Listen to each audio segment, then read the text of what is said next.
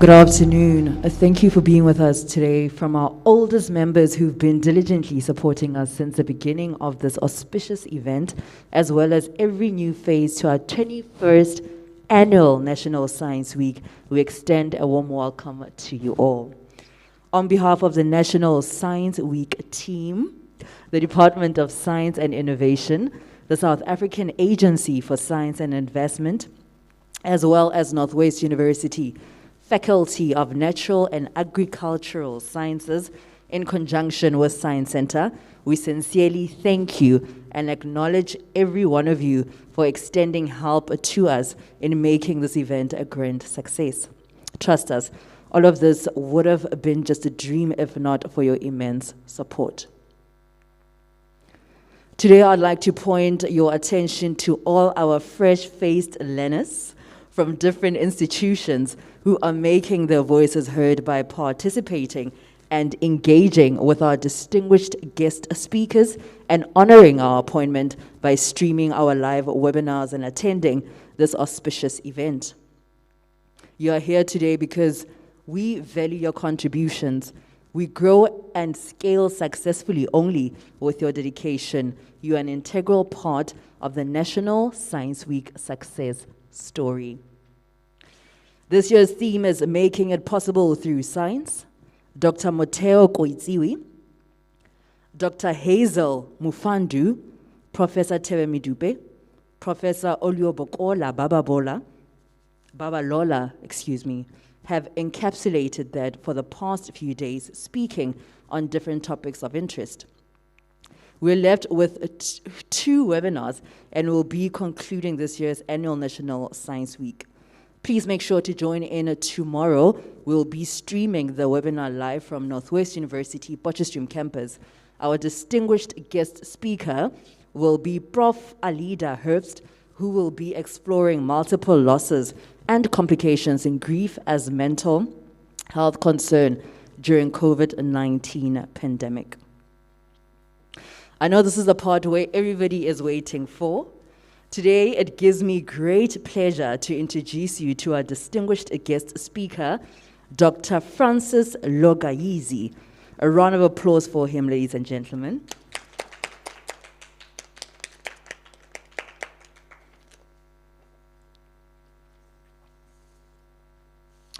Now, I'm going to give you guys a brief bio on Dr. Francis Lugayizi before he steps to the mic. Welcome, sir. Dr. Francis Lugayizi received his PhD in computer science in 2016 from Northwest University. He is presently a senior lecturer and subject chair in the Department of Computer of Northwest University, Mafikeng campus. Dr. Francis believes so much that students majoring in computer science should be in a position to build or develop systems through detailed problem and solution analysis compared to the accumulating theoretical knowledge of computer science concepts and terminologies. This forms the background of his favorite Chinese proverb that states, "Give a man a fish and you feed him for a day. Teach a man how to fish, and you feed him for a lifetime." It is from this belief that Dr. Francis finds the pride and passion in teaching modules like data communications and computer networks, database management systems, programming languages, research methodologist, among others. His main research interests are in next-generation mobile networks and software-defined networks. In his leisure time, Dr. Francis enjoys playing and watching soccer. Cooking is another hobby that he enjoys doing. From a family point of view, Dr. Francis is married and has two boys aged 1 and 5, along with a 3-year-old daughter. I'm not going to say much. Can we give Dr. Francis another round of applause as he approaches the stage?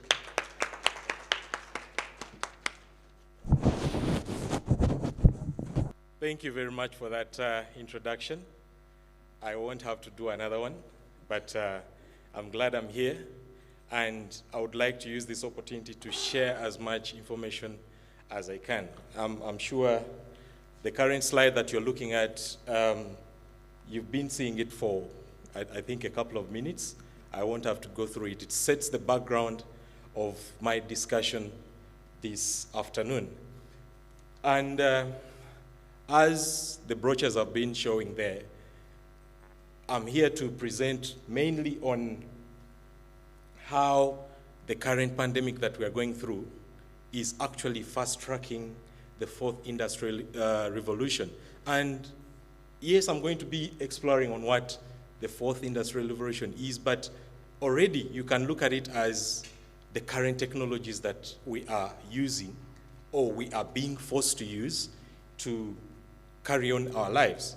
But now, previously, these technologies have been a bit slow or in adoption as far as our societies are concerned. COVID-19 has just fast-tracked this, hence the topic on discussion today. How is COVID-19 fast-tracking the fourth industrial revolution? Okay, they've already introduced myself. I won't be doing that again. I'll just go straight into the outline of this webinar. Of course, I'm going to introduce and give you a slight background on what the fourth industrial revolution is all about. We'll go to the basics because I assume not all of us who are here and those who are watching online really understand all these terms from a computer science point of view. So I'll go back to the basics of understanding what these industrial revolutions are. That four is not a decoration. There is a reason why it is called the fourth. Okay, so we'll go into the background and then we'll come back to South Africa and look at what are the current concerns, because the assumption is you'll have understood what the fourth industrial revolution is all about. So we'll look at the main concerns in terms of the skills, corruption, and how generally the fourth industrial revolution is evolving when it comes to the South African context. And then, of course, we'll briefly talk about COVID-19 in South Africa, what the government has done so far, what is it doing, and then we shall go on to look at actually, because by this time, we shall have confirmed that actually 4IR is bound to affect just about anybody, any organization or any business or any institution. Then we'll look at how do you need to prepare? What kind of skills are you supposed to at least have in preparation for this kind of evolution? Of course, then we'll have conclusions, and if time allows, which I know it should because it's a very short presentation, I'll entertain some questions and perhaps discussions here and there. So to quickly start off, we can look at the main keywords of what the topic builds on. But even before that, you can look at that quotation up there by the founder and executive chairman of the World Economic Forum, that is Klaus Schwab. He said, I'll read it quickly, "We stand on the brink of technological evolution that will fundamentally alter the way we live, the way we work, and relate to one another." Okay? In its scale, scope, and complexity, the transformation will be unlike anything humankind has experienced before. Those were the words of Klaus, who is the current founder and executive chairman of the World Economic Program. He was referring to the fourth industrial revolution. Like I said, I'm going to give a background of what it is.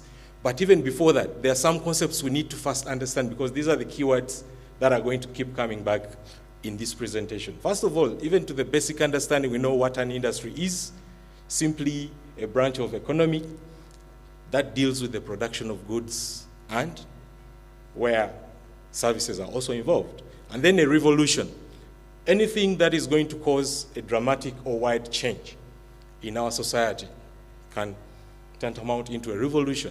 So meaning an industrial revolution involves that transition to manufacturing processes in Europe and the other parts of the world, okay? That's why we say the industrial revolution. It keeps on changing. Maybe now it's starting to make sense that actually the fact that we're talking about the fourth, that means this is the fourth industrial revolution we're experiencing. We are going to see what were the first three, okay, as the background. And of course, we now all know what COVID-19 is, what it has done, I'm here to kind of pull out that silver lining. I know it's very hard to connect a silver lining to COVID, but for us from a technological point of view, I want to talk about that silver lining that COVID is doing. Of course, the disadvantages, the impact is too much negative. I'm not saying it's good, but there's a silver lining that COVID has brought, and hence the topic. How is it fast-tracking the fourth industrial revolution? So those are the main keywords, okay? So what is the fourth industrial revolution? It is simply that way in which technology is going to cover the gaps between physical, digital, and biological worlds, okay? We are talking about intelligence. We are talking about things turning into smart. We are talking about smartphones, smart cars. We are talking about smart cars nowadays. Everything is becoming smart. So already you can think of the latest technologies out there. So the fourth industrial revolution is categorizing all these as one, okay? And a background, like I said, it is the reason why it's called the fourth, because we've had a first where we were seeing mechanization, water power, steam power, starting to run production facilities. It was on a low, and that was around the end of the 18th century. That is when we first had the first industrial revolution. Of course, at the beginning of the 20th century, we saw mass production coming into play, assembly lines being developed, and the introduction of electricity when it came to the manufacturing line, okay? So we are seeing that things are evolving. And then we looked at the third, where now we are starting to look at the electronics. We start hearing of computers, okay? Please, the fact that I'm talking about we start doesn't mean I was there. Like you see, this is the 18th century, okay? This is the literature that we have currently, okay? Some of us only started appearing after 1980 when the internet is here, etc. But this is what has been happening, okay? So it is in the third that we start looking at electronics. We are starting to hear of automatic things, automatic ways of doing things, and that is around the 1950s, okay? And recently, we're now hearing the fourth industrial revolution. It is just starting, okay? Much as it has been slow. Why? Because of the infrastructure we have, we might not feel it, but it is happening. We are looking at the use of cyber physical systems. We are going to see actually what are the various pillars that are running the fourth industrial revolution. And of course, automated businesses. So that is a brief background of the timeline as far as the industrial revolution is concerned. So now we know what, first of all, the four means in the fourth industrial revolution.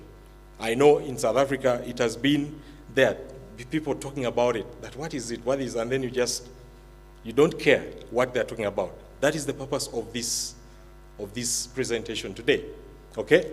And having understood what the fourth industrial revolution is all about, these are the main pillars behind. And look at them as actually the technologies running this revolution.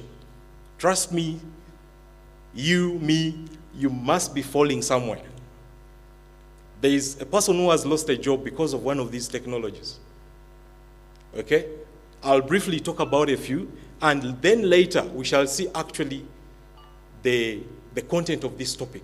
How is COVID-19 actually accelerating the use of all these technologies? Okay?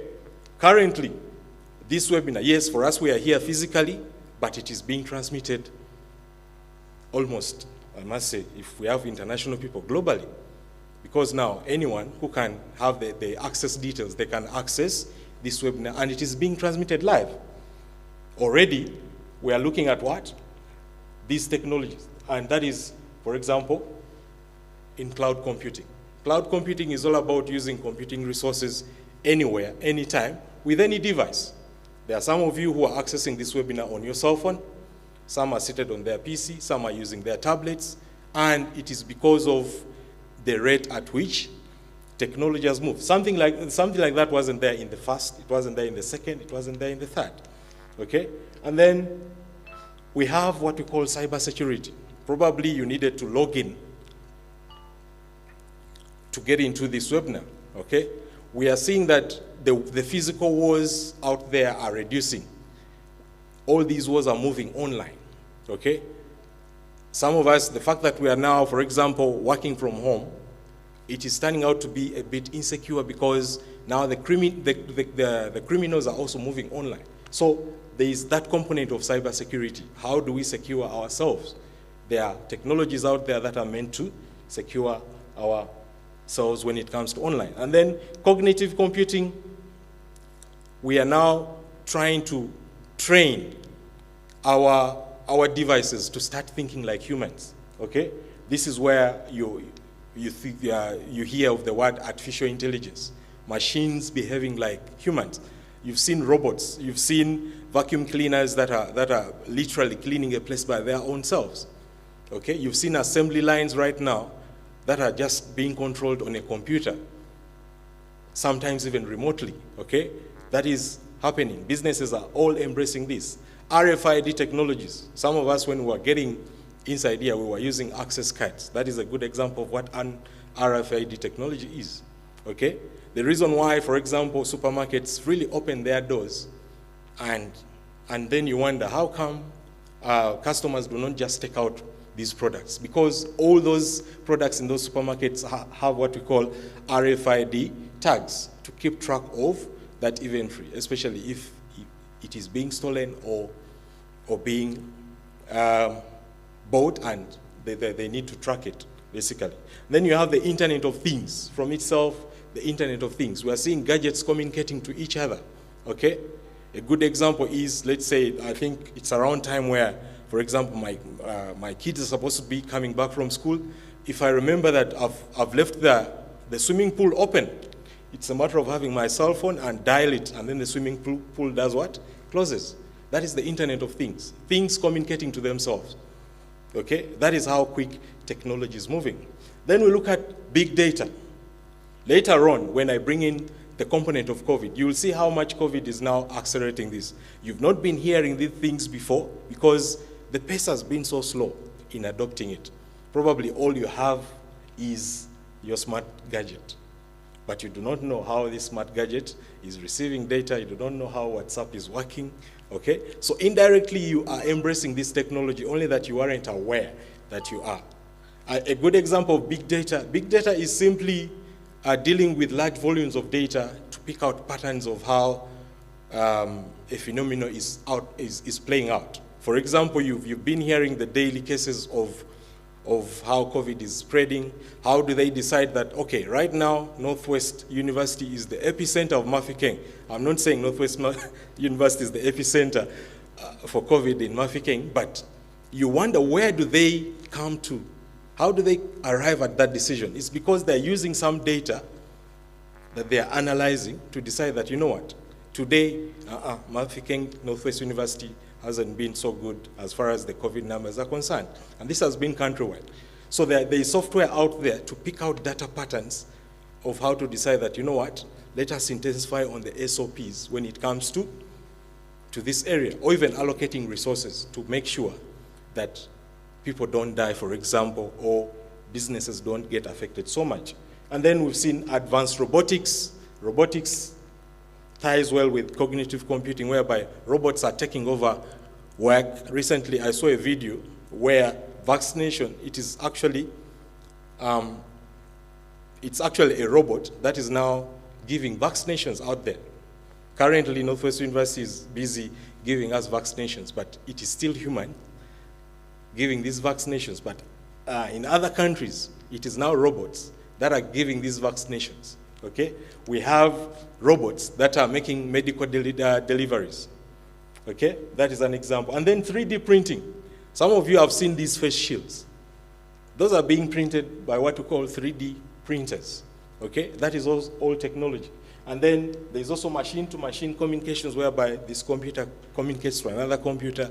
A good example is when we were coming in at the gate, you saw that there was something like a tablet that was reading your temperature before it can let you in, and then it communicated with the access card transmitter to let you in, the fact that your temperature was within the acceptable temperatures to get into the university.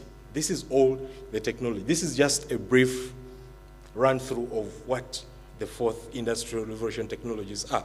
Of course, each of these breaks down into others. I just had to give a small background, okay? So, what are some of these benefits that the fourth industrial revolution comes with, okay? We are seeing economic growth, because all we see here is, yes, some of us think of job loss as a disadvantage, but we forget that actually it's going to improve economic activity. The smartness of devices improves on efficiency, on how products are being developed, etc. Labor is being reinvented, people are getting more skills, okay? I mean, a couple of years ago, people were minimizing the power of a smartphone, but at least on average, in every 5 people, you have 2 people using a smartphone. They're appreciating what a smartphone does, okay? There are some people whereby their whole life is on a smartphone now. There are people out there whereby all business is done on a smartphone. There are people who have spent years without stepping in a bank. Why? Because they can do their banking on a smartphone, okay? So we are seeing that kind of advantage. That is as far as financial services are concerned. We are seeing modernized agriculture, and this falls under RFID technologies, whereby these people producing these plants on a large scale, they do not need to go to their gardens to do what? To keep track of what is the temperature of the soil is, because there are sensors there that keep sending information to a certain computer in their offices to know that what? You know what? It's now so cold, maybe we need to heat the soil, or it's now so hot, the irrigation pumps have to come in. Of course, it is technology. Previously, it is people who used to do it, but because these are now large-scale farming, automation had to be done, okay? So there needs to be a balance of what do we call loss of jobs compared to improving productivity. And then, of course, there is also improving healthcare and human capital. I don't know whether there is any of you inside here who has a smartwatch and the advantages of having a smartwatch. Imagine keeping track of your heart rate, keeping track of your oxygen levels, okay? Just being there knowing that your doctor is busy monitoring you. Such a thing wasn't possible before, okay? These smartwatches have the ability of knowing when you slept, or when you thought you were sleeping, but in the morning only to realize that you woke up at around 2 a.m. Probably you were sleepwalking, but you didn't know, okay? So it tracks the sleeping patterns. And in most cases, you find out that the way I'm sleeping recently, or my heart rate, you tend to go to the doctor and find out, you know what, this is how my heart is behaving. And that is all thanks to a smartwatch, okay? And then, of course, there are some disadvantages, okay? Like, for example, some of the African countries, we are slowly adapting to this, okay? Previously, there are some people who have been struggling to adapt to technology, basically because first of all, they do not have a background of using computers or a background of using these gadgets, so it is an I don't care attitude, okay? Which we shall see how COVID is forcing people now to embrace the technology, okay? There are some people who have refused even to use the banking apps. Why? Because they feel that one morning they'll wake up and all their money is gone because of installing maybe the Standard Bank app on their phone. Yet it is actually secure, okay? So there are some people who still have those concerns, okay? And then this point is very important, the inequality gap. It will continue to widen. Why? For example, not all people have the luxury of affording a smartphone. People still have those, how do they call it, the small phones whereby all they need is to call and receive calls. Okay, they can't, not because they don't want, but they can't afford. Then you have that one who can afford the smartphone, but they rarely have the data or the data bundles to run that smartphone. And then there are those who actually afford to have the smartphone, they afford to have the smartwatch, they can afford to have a tablet, they can afford to have an electric car, you get it? Or even those directors. If there are people who are just waiting for the next technology that is there, and then they'll get it. So those are the gaps. So it will continue widening. Already we are seeing what we need to do to try and close this inequality gap. Of course, it goes down to also the current economy, of course, the job loss and unemployment. But that won't stop the fourth industrial revolution from affecting us. That is the reality. And then, much as all these benefits are there are some countries which are failing to realize them. Why? They are not embracing it how it's supposed to be. Okay? Why? Because some of the people are never ready and skilled. For example, right now, the Department of Computer Science is already looking at how best we can adjust the curriculum to base all our modules around these technologies. Of course, there are some which are already factored in, but because this revolution is moving at a very fast pace, we need to adjust. And it shouldn't stop only in computer science modules. It is encouraged because, like you've seen, it's not only computer science that is going to be affected. Everyone is being affected by this revolution. Even an accountant there, yes, they did not do computer science and everything, but the robots, we are seeing artificial intelligence deciding to submit, for example, your tax returns, okay? So even the accountant out there has to be concerned, what are the current technologies in my areas that I need to go back and try and study or get used to before a robot takes over my job? Because that is where everything is heading. So we need to be ready and see how best we can get skilled. So what are the main concerns in South Africa, okay, as far as the fourth industrial revolution is? One, skilling, okay? Yes, we are in our universities or we are in all our institutions of learning. Have we factored in the fourth industrial revolution as far as the programs that we are offering? For me, I advocate for at least, just like currently in the university, whereby all students are required to do, I think, an English module just to be conversant, or even the other main languages, whereby all students are required to know this language. This has to happen for technology also, because it is something that we can't avoid now. So skilling has to happen immediately. Corruption is still a very big problem in the world, a big problem in our countries. There are technologies out there that are trying to help as far as corruption is concerned.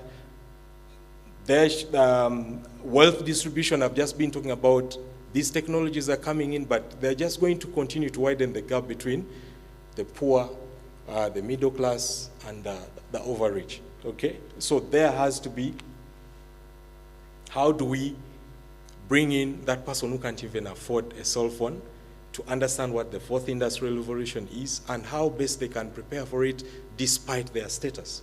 And then, of course, education. How are we covering these gaps in knowledge when it comes to these changes? We've talked about already security. We've been talking about the labor challenges. And of course, that can be sorted by reskilling the current people. I think one of the institutions that is being affected by this technology are the banks. Some of you have gone to these banks whereby you rarely see very many people in the bank. Why? Because almost everything is being automated. Okay? So now, how do you reskill the current people working in the banking so that they do not have to lose their jobs? Okay? So that is one of the questions that need to be answered. So, the CEO of Microsoft made an observation that within 2 years, they've already seen that we've seen 2 years worth of digital transformation in 2 months. Why do you think so? Already, because of this COVID. People, the best example is, remember, we are stopping to work from our offices in order to implement the SOPs of social distancing, avoid crowding, and we're moving to working from home. Okay? What do you need to work from home? If we were to go back to that diagram, what technology is going to make sure you work from home? You need to access your computer remotely, you need to access the network remotely, you get it? So already, because of COVID-19, Satya observed that actually, we've been talking about people to prepare for the digital transformation and they weren't listening, but thanks to COVID, we are being forced to embrace it. That is how I can break down her quote, okay?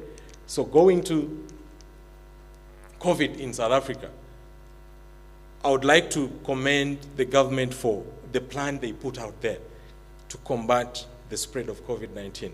I won't go through each of these because there's a lot that has been done. Why I brought this response plan into this presentation is, if you're to look at number one, where the response plan for public health is, you look at number two, where they were looking at social relief and food security. Number three, how are they looking at national unity? Number four, how are they supporting businesses in the informal sector? How are they supporting business stimulus and rescue, those businesses that are falling out?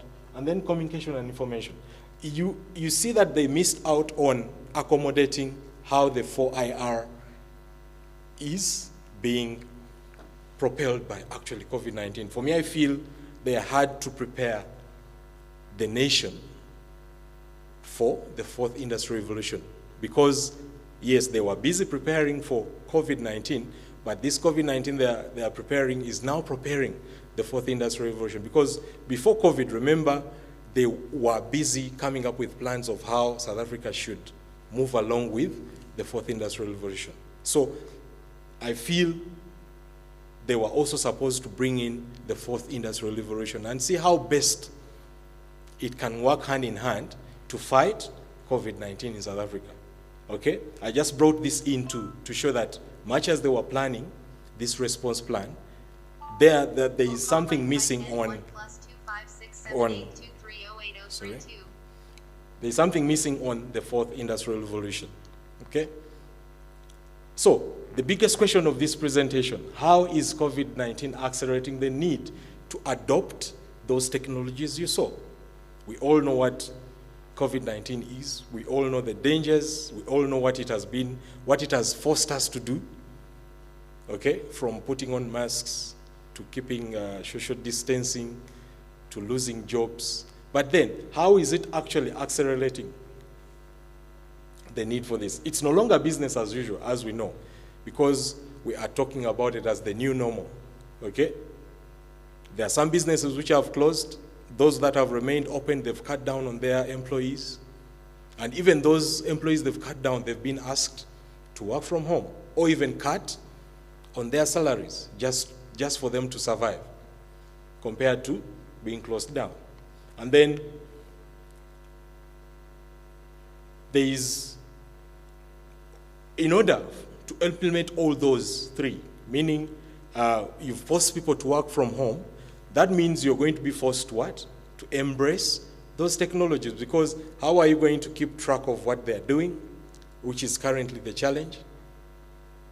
You need a certain technology. So you see that for a business to survive, first of all, for example, if a business did not have, first of all, online presence, maybe they did not have a website, probably that business is closed right now. Remember previously, the government has been pioneering the projects of digital transformation. Some of them have been taking it lightly. Guess what? COVID has exposed them. Whichever business that didn't have what we call online presence, they did not have a portion of where they keep in touch with their customers. For example, if there was a business like a supermarket and did not have the online supermarket where people order goods, and then they are forced to close, that is how COVID-19 swallowed them up. Okay? Those who did have, They weren't taking it serious. They are now taking it serious because they've seen the advantages. So we are going to look at, as far as economics is concerned, what is happening? What is COVID doing to our economics? Okay? Businesses out there are now quickly embracing these technologies because they do not have a choice. It is now a what? A necessity. COVID is here to stay. Look at now. We started with COVID. Now we are having variants. Okay? Forget about the conspiracy theories that actually in the next 10 years, we are going to be having variants and waves and everything. Okay? So you would rather prepare for that than be caught off guard. So businesses are now looking at how can 4IR keep us going? Okay? For example, we saw what cloud computing is. I told you cloud computing is taking advantages of computing resources anywhere, anytime, with any device. Okay? And actually, I think that there's a survey that was done by one of the IT companies in South Africa, and they found out that people are becoming more productive from home than they've been in the offices. And I personally have experienced that. I've tended to put in a lot of work from home because, look, when you've been in the office, you're always looking forward to 4:30 and you knock off. There's nothing to knock off when you're at home. You can get up at midnight, you onto your computer, you're assisting students 24/7, okay? That is, yes, there are some businesses that are greatly benefiting from this. Why? Because of COVID-19. Why? Because we are now working from home. So these technologies are making this possible. Then we briefly go to education. How are the current institutions of learning dealing with this? We know that if there are schools out there that did not have, again, online presence, or that are not able, for different reasons, to have online classes, those schools are either closed or they are struggling. Okay? Thank God Northwest University already had the online platforms going, but mostly for sharing of resources. But now it came in handy because we moved swiftly into the online way of delivering classes, the online way of communicating to our students very quickly. And yes, it has its own challenges, but at least it has kept us above. Okay? Of course, there are teachers and academics who are now being forced to learn. For example, if there was an academic, if there was a teacher who wasn't used to using a computer, they are being forced to do that because, guess what? They have to teach using that computer. They have to connect to a certain network for them to connect to their students because they no longer see their students physically because of COVID-19. So we can't say, of course, that this has worked in the whole of South Africa. We know that there are disadvantaged areas that do not know what electricity is, yet those students used to come to class. There's been those challenges. Those who have electricity, they do not have the gadgets. Those who have the gadgets, or those who have electricity and the gadgets, they do not have the resources to tune into the class or to log in. Much as the university has been trying, it has turned out to be very expensive. Okay? So you see that we can't give that as a blanket analysis, that our schools and institutions, all of them have moved online. It is still very challenging. Those who have everything, they have electricity, they have a laptop, the university has given them resources, guess what? They are staying in a shack where there are 7 family members. That is not an atmosphere to learn, you see. So much as you try to address some challenges, there will always be a certain challenge. So when it comes to recommendations, we shall see how best this can be sorted out. And then you go to healthcare. Remember healthcare, that is the current crisis they are dealing with. How are they?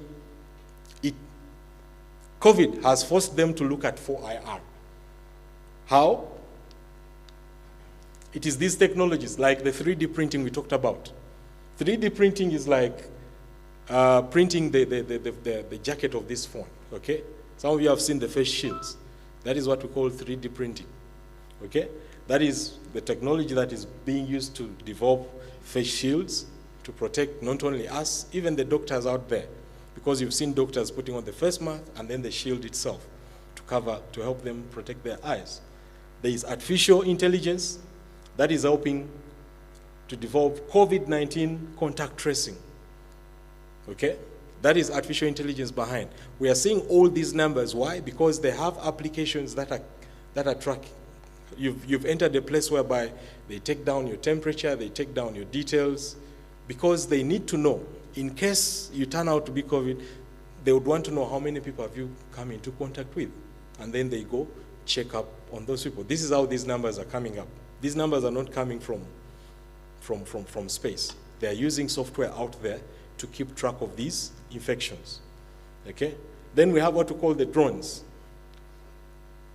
that are soon to be used to deliver medical supplies. Again, to do what? To limit the contact between people. Okay? And of course, we researchers and some of the medics are using what we call machine learning to search for repositories of published articles. This is how, look at how fast they came up with the vaccine. It's because technology was there. It was very easy to access the researchers out there, and experiments were easily done because of the current technology that is there, artificial intelligence being one of those. So it has, I was discussing with my brother and said, you know, with this 4IR revolution, imagine if we got this pandemic before 1980. I've chosen before 1980 because I think that is when the internet was not yet here. What would have happened? Because you see that actually technology has done so well in helping us combat this pandemic. Okay. Of course, challenges remain. Okay. We still have very poor and non-existing infrastructure, which blocks internet connectivity. All in all those technologies that you've seen, they'll need a network to run on, and that is the internet. I've just been mentioning that disadvantaged student who might not have electricity, or they can have that, but they do not have access to the internet. So we still need to look at those challenges, okay? If they do have the electricity and they do have the gadgets, the data is becoming so high, okay? Or if they have the data then it's not easy to get the software, it's not easy to get the hardware, okay? You've seen how expensive Zoom is. Zoom is one of the applications that are being used in the online learning, okay? And of course, we can't miss mention of the loss of more jobs, okay? So what are the recommendations? Of course, the recommendation is improving of infrastructure and the education system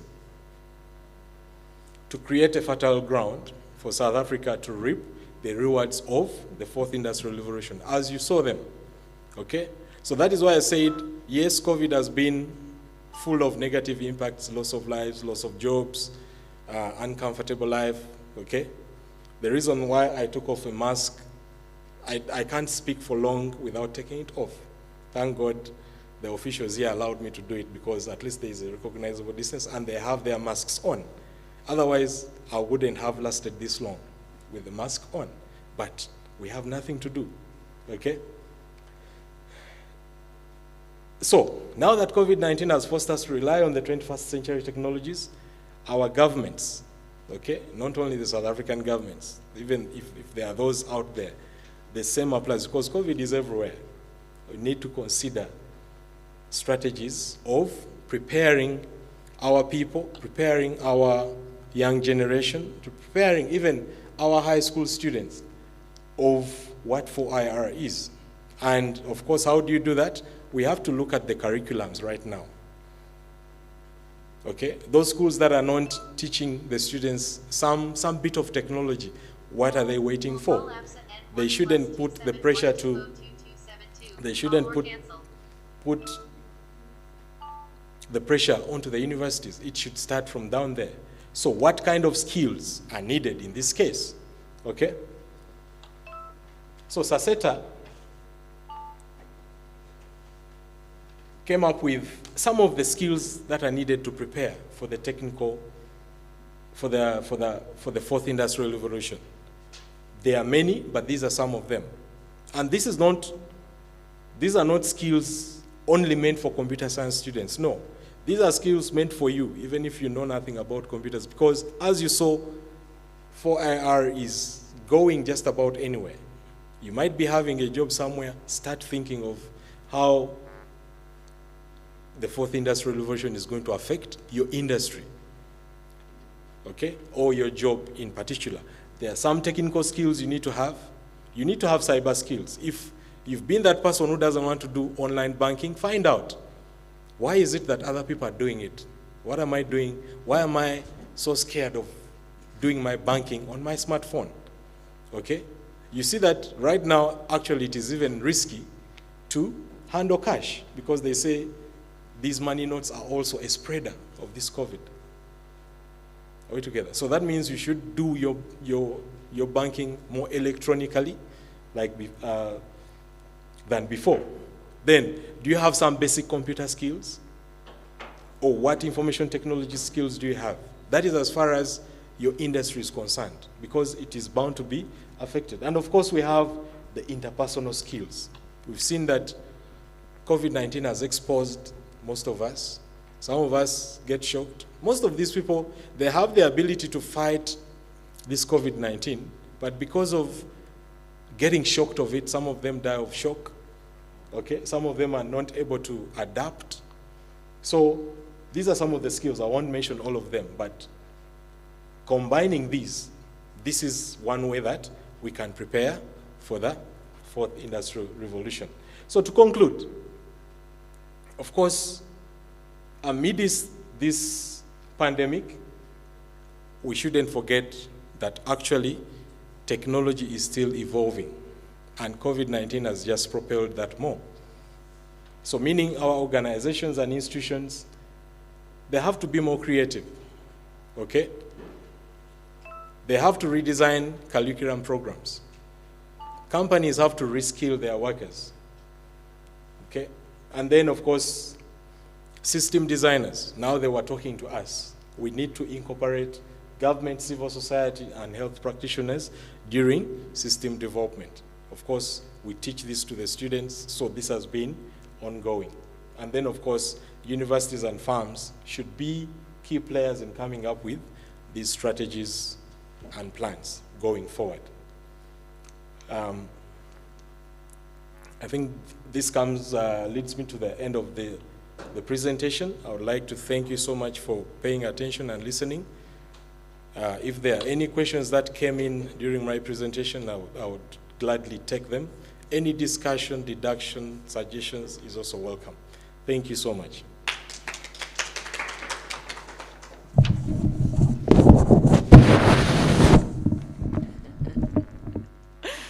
I'm still stuck on the conspiracy theories. 10 years of COVID-19, my goodness. I hope they find a solution. Thank you to everybody who's been tuned in from 12. It was a very interesting and easy talk. Very easy to the ear. We could understand everything. And the topic for today was how COVID-19 is fast-tracking the fourth industrial revolution. And the conversation was held by Dr. Francis Lugayizi. All right, guys, it is time for that segment that a lot of people love. It is the question and comment section. So I hope wherever you are, you're typing in your comments and your questions. It's going to be very interesting. I've been seeing a lot of comments and questions popping up. So without wasting any time, Q&A. Let's go straight to the Q&A desk. It is manned by Miss Kihomuditswe Murumudi. She'll be assisting us by relaying those questions to Dr. Francis Lugayizi. Ma'am. There's a question from Nontando Sizani. She says, how can 4IR affect radiation therapists? How can? 4IR affect radiation therapists. Okay. Again, if you had in my presentation, I said 4IR is bound to affect all areas of specialization. So depending on what you deal with, the first way you can understand 4IR, you need to go and look at what are the current technologies that are being used in your area of specialization. And because I'm not a radiation therapist, but the best way I can advise that person is look at the technologies that first of all you're using when it comes to your area, and then the jobs that you are working towards too. What are the requirements? What are they looking for? You get it?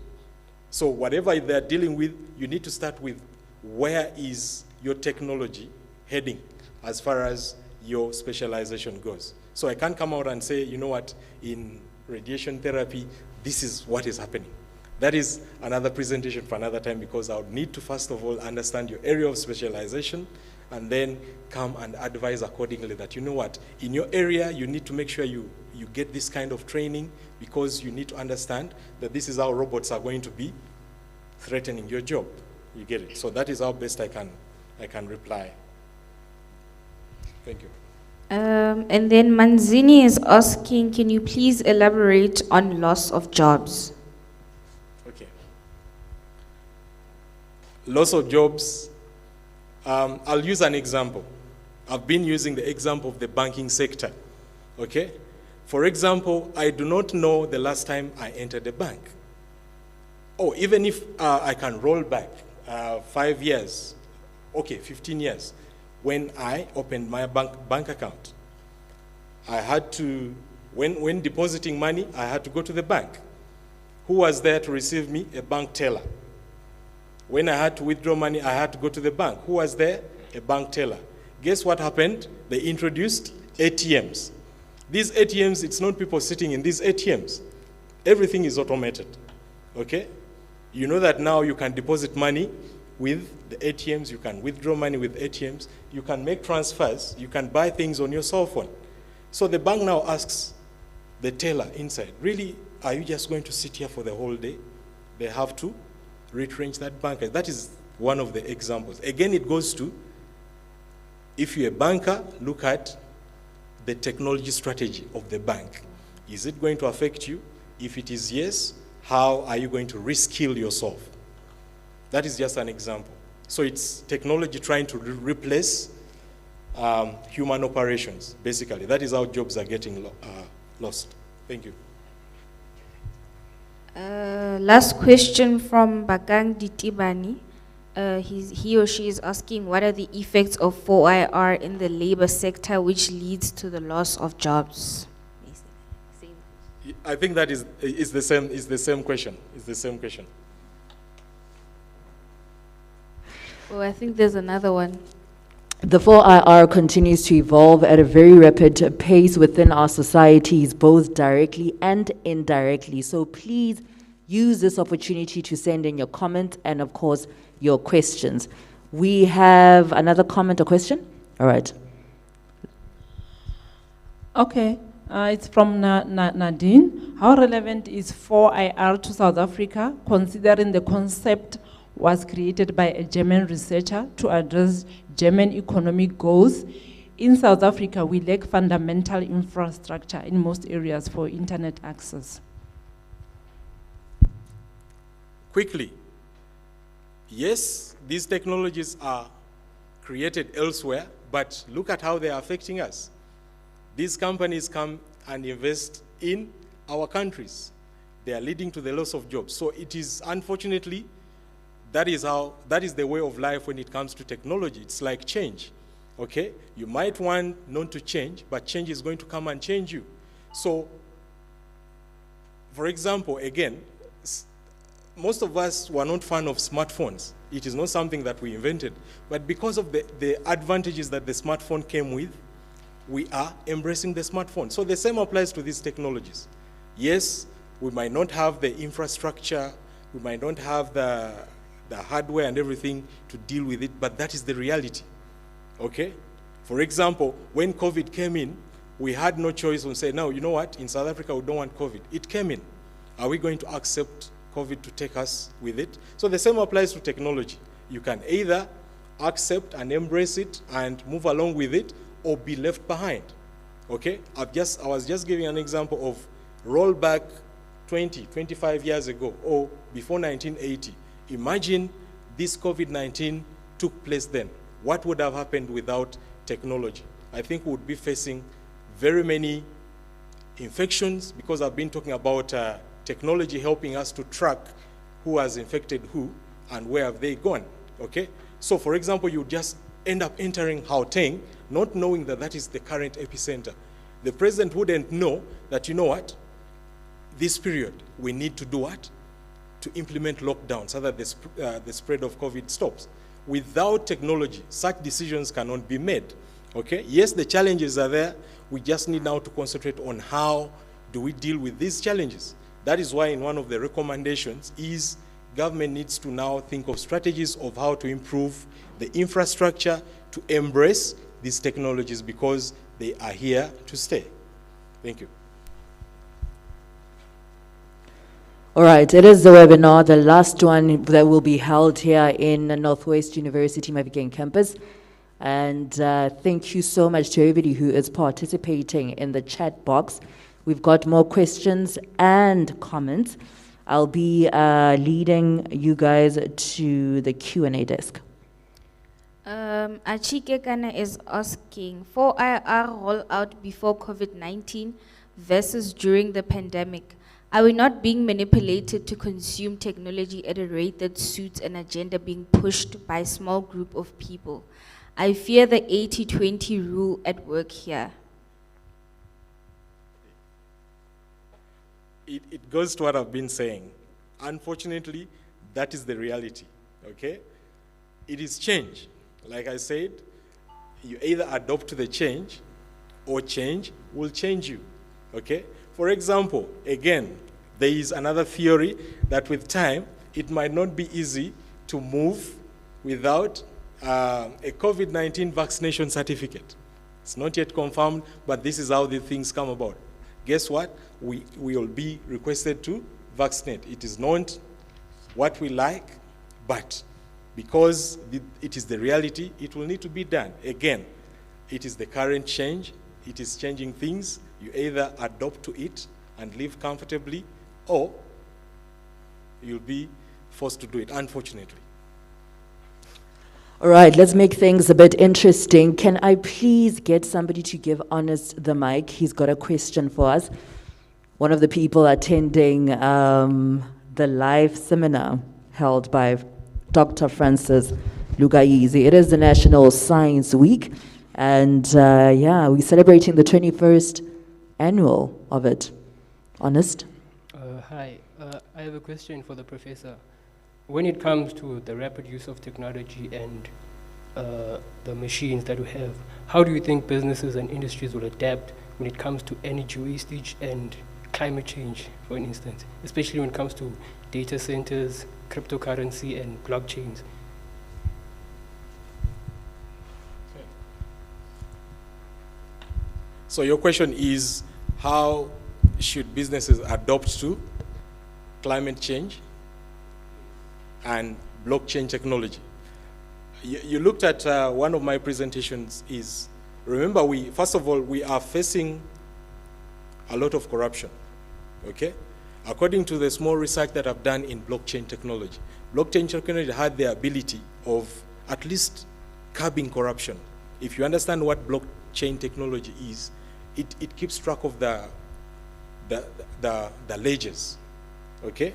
Whereby it's not easy to open up these ledgers of these different accounts, let's say in a procurement process, unless you have a specific what? A hash. And all this ties well with machine learning, because it is not humans doing these things, okay? Just like you see, for me, I believe these systems that we use, especially in the banking, they're actually safe. They become unsafe because of the habits of we humans. Someone does not hack you because of a weakness in technology. They hack you because of a human weakness of maybe putting in a very weak password. Okay, coming to, I think, agriculture.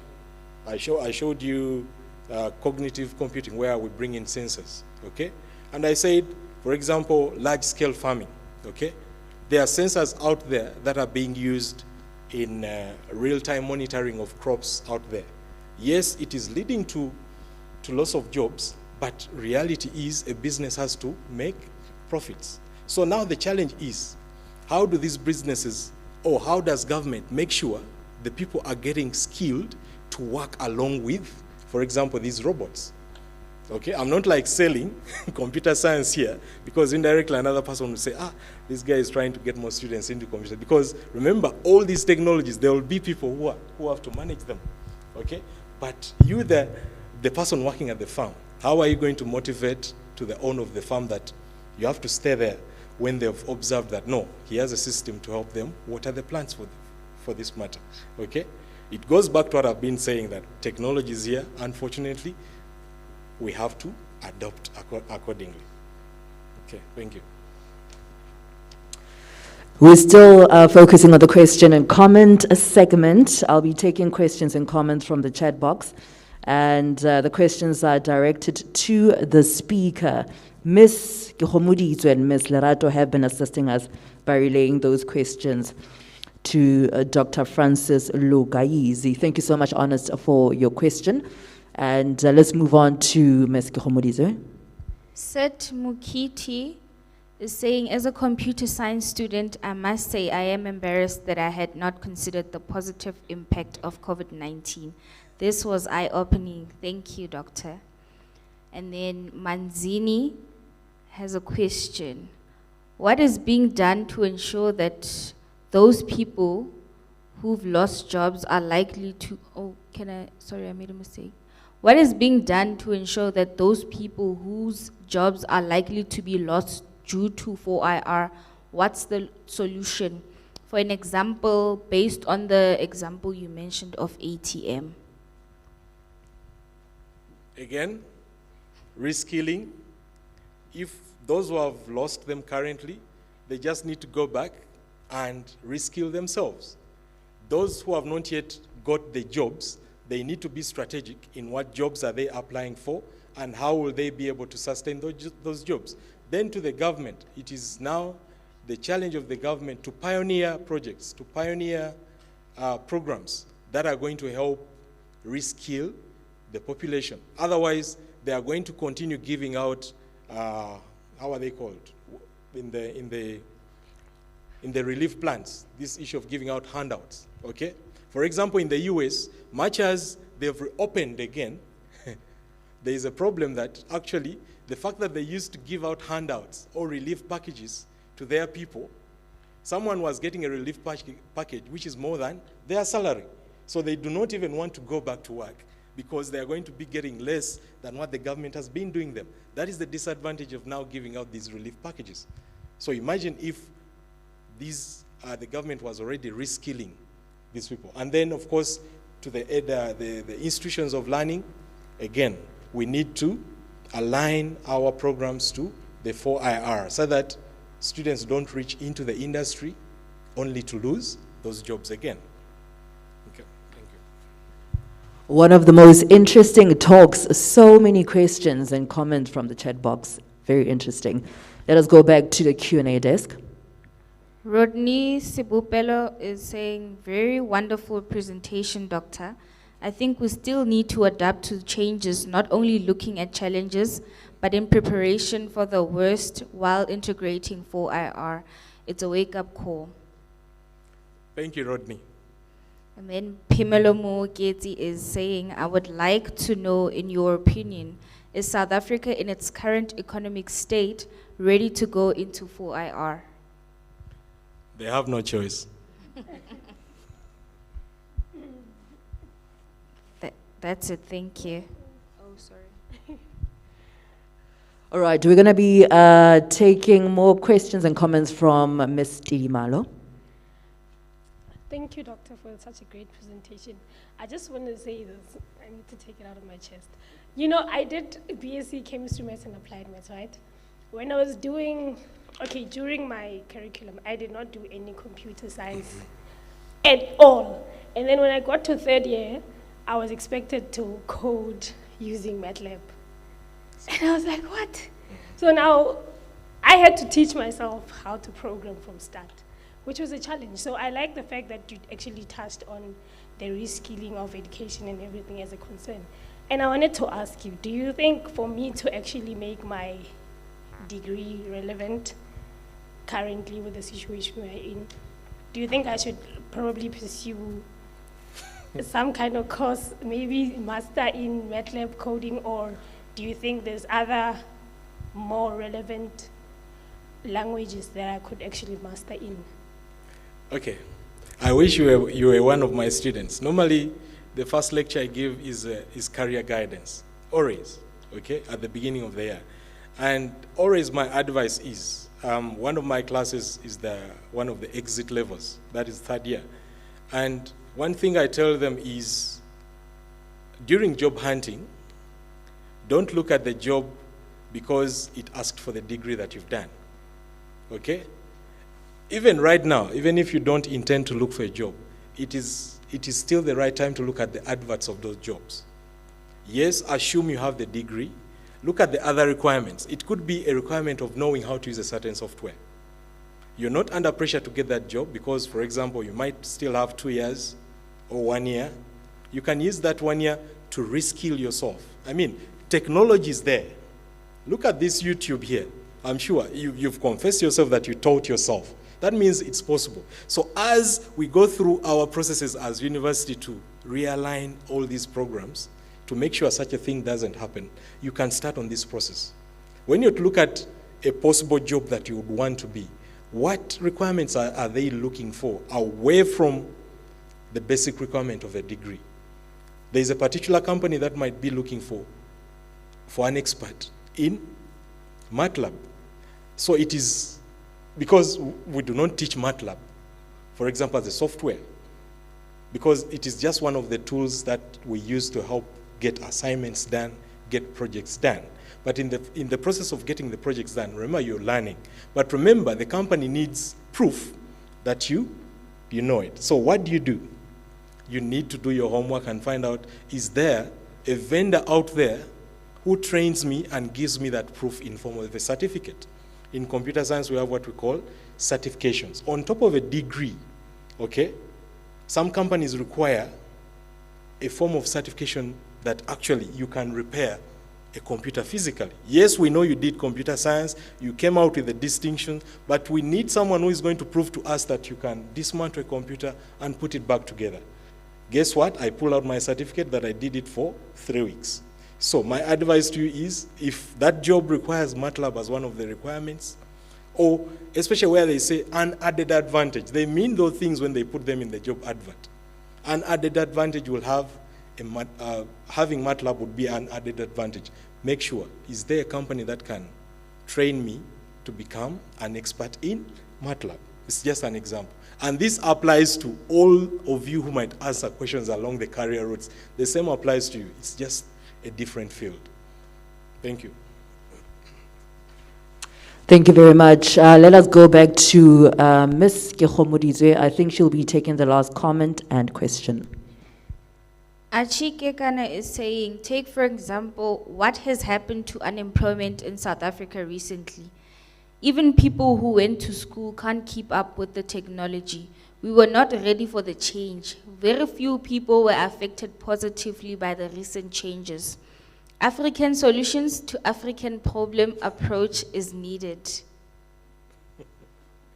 Much as I would want to agree, but again it comes to change. Unfortunately, these technologies are here to stay.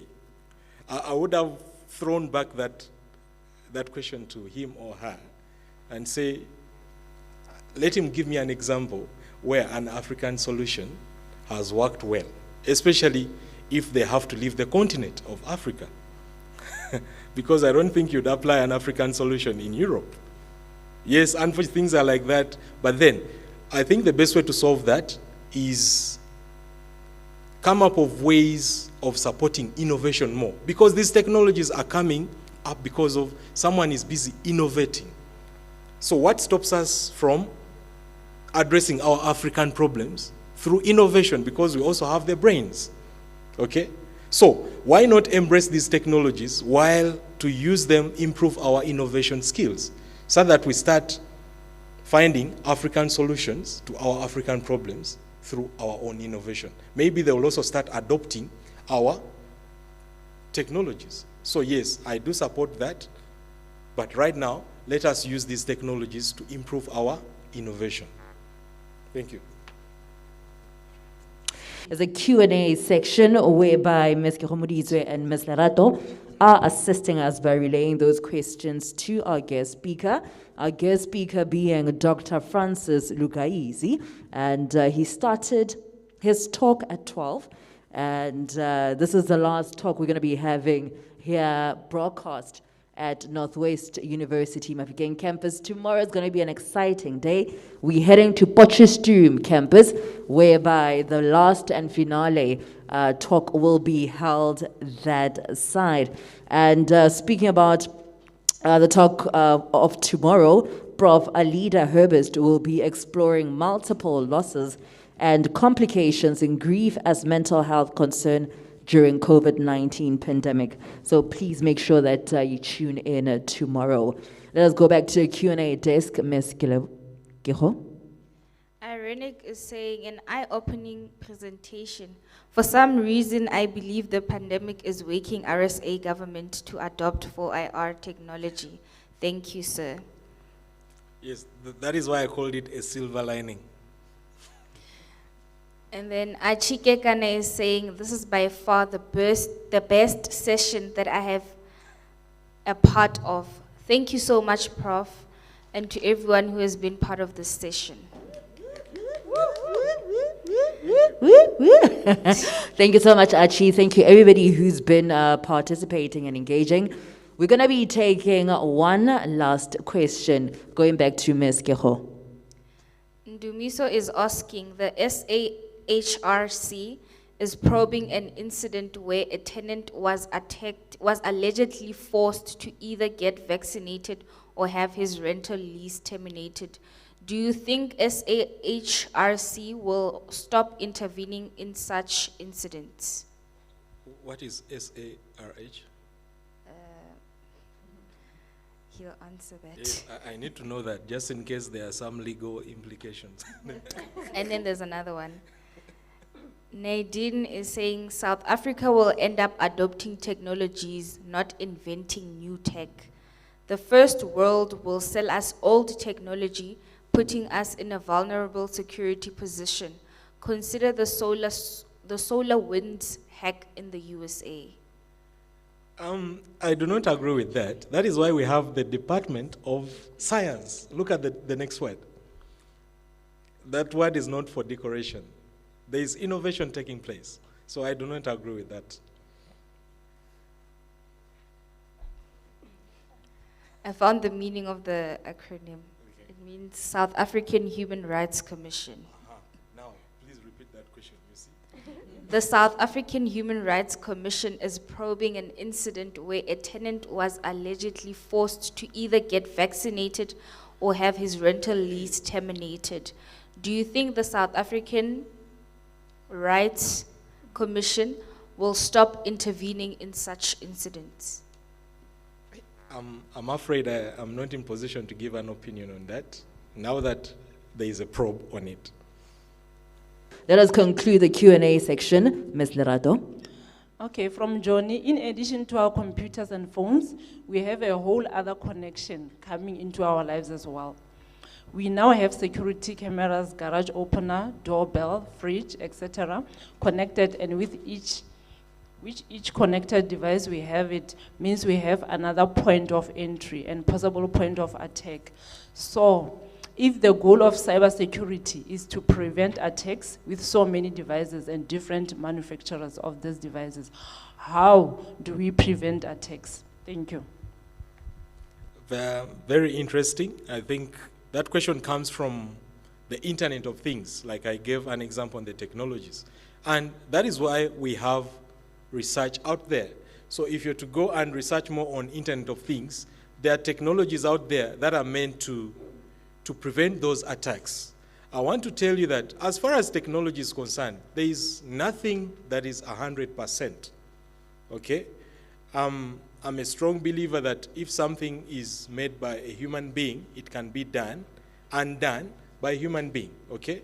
So like I said, those who still have a problem with doing, for example, internet banking, it starts with you to believe in the internet banking and follow their guidelines. That is why if something is to happen to your account and then you report, they'll first try and investigate, did you do whatever they advise you to do, okay? So to me, I feel these systems, they are safe. You find that these vulnerabilities, there is a human weakness somewhere. Maybe you gave out your password. Some of you have a tendency of using your girlfriend, boyfriend's date of birth and as a password. You get it. And guess what? That is very easy too. Yet, when we are coming up with passwords, you advised otherwise. So you find that with all these breaches, there has to be a human weakness out there. I'm not saying they are 100% breach proof, but research is ongoing. That is why we have the Department of Science and Innovation supporting. We have the National Research Foundation supporting all research out there. And there is research in Internet of Things to deal with preventative attacks, etc. So I'm not saying it doesn't happen, but research is ongoing to make sure that these are secure. And to some extent, yes, they are. Ladies, are we done with the questions and answers? Questions and comments?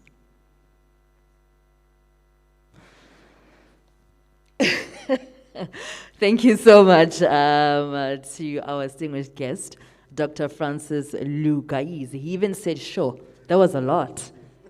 That was a lot. A round of applause to him, ladies and gentlemen. All right. I'm being told that we have one more. I'm being told we have one more. Let us go for the last time at the question and comment desk. Ms. Keho.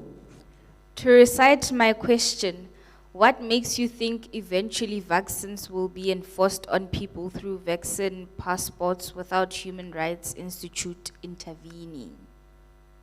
That's from Ndumiso again. To me,